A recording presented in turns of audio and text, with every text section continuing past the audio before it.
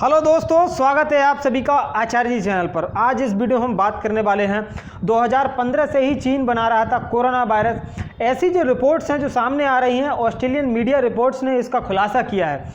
ये जो है अमेरिकी जो एजेंसी है, अमेरिकी जो रिपोर्ट्स एजेंसी है उनके द्वारा जो है एक लिखित दस्तावेज है, इनको प्राप्त हुआ है। ये एक लीक हुआ है, चाइना का जो दस्तावेज है इसके द्वारा ये दावा किया गया है कि चीन जो है 2015 से ही कोरोना वायरस जो है बना रहा था। एक जैविक हथियार बनाने की इसकी योजना थी।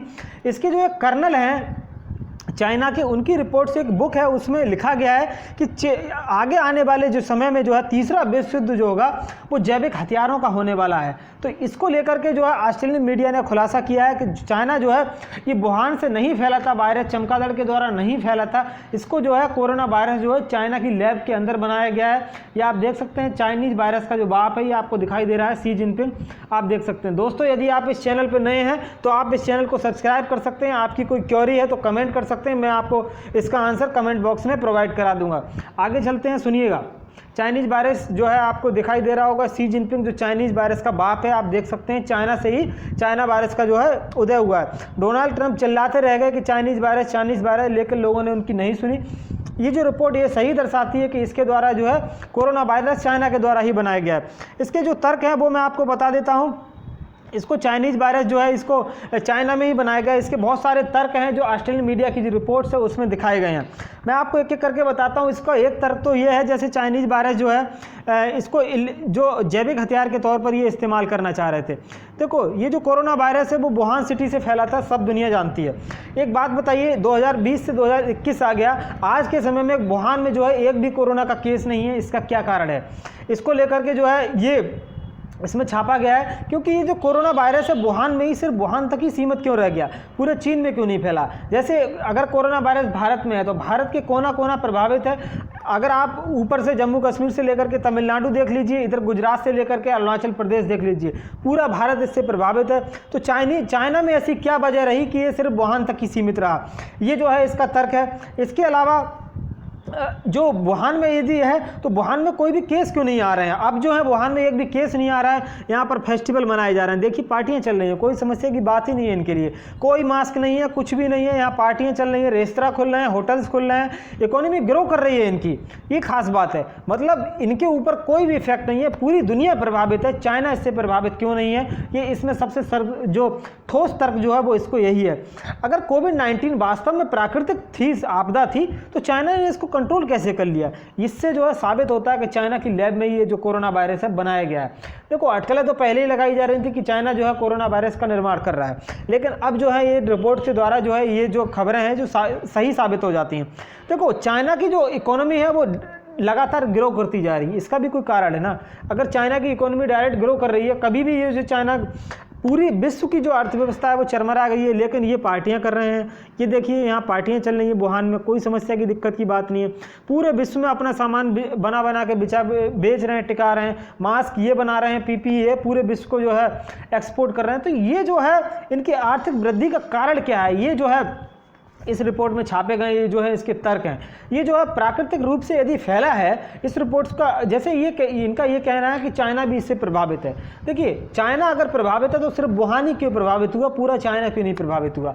यदि हुआ तो सेकंड वेव जो पूरे वर्ल्ड को जो झकझोरे हुए हैं, भारत में इतना बुरा हाल है, ऑक्सीजन की इतनी कमी है, तो वुहान में एक भी केस क्यों नहीं है? वहाँ पार्टियाँ क्यों हो रही हैं? और ये प्राकृतिक रूप से अगर फैला है तो इसकी जो जाँच की बात कही गई थी, जो ऑस्ट्रेलिया के प्रधानमंत्री हैं स्कॉट मॉरिसन, डोनाल्ड ट्रंप चिल्लाते रह गए कि चाइनीज वायरस, तो इसमें जो WHO ने जांच के लिए टीम भेजी गई थी, तो इन्होंने जांच क्यों नहीं करने दी? ये जो है एक तरीके का चोर की दाढ़ी में तिनका वाली बात आ जाती है।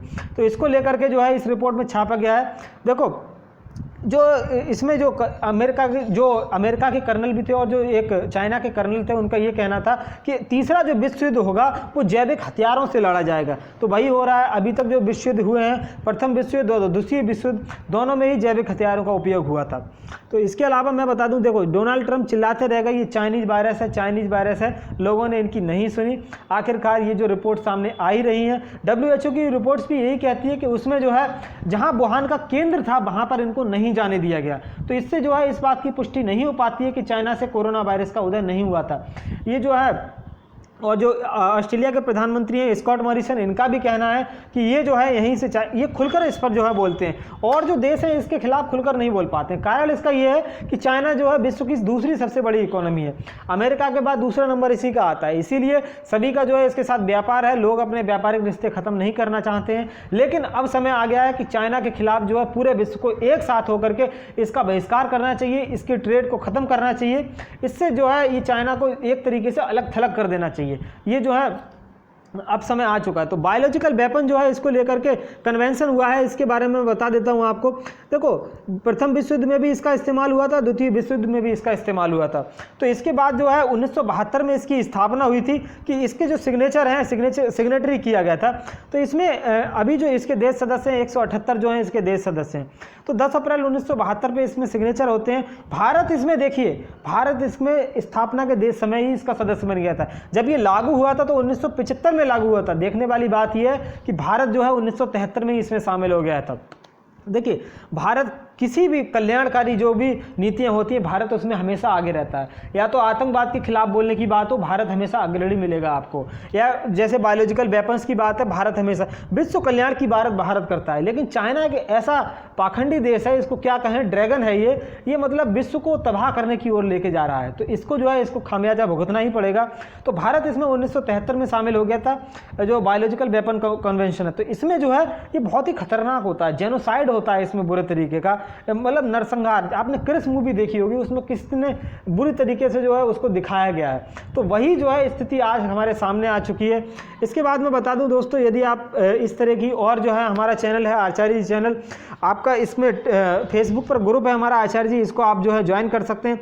साथ ही यदि आप PDF प्राप्त करना चाहते हैं किसी भी वीडियो की, मैं इसकी साझा करता हूँ टेलीग्राम चैनल पे, उस पर आप इसको प्राप्त कर सकते हैं। तो थैंक यू दोस्तों, goodbye and have a nice day.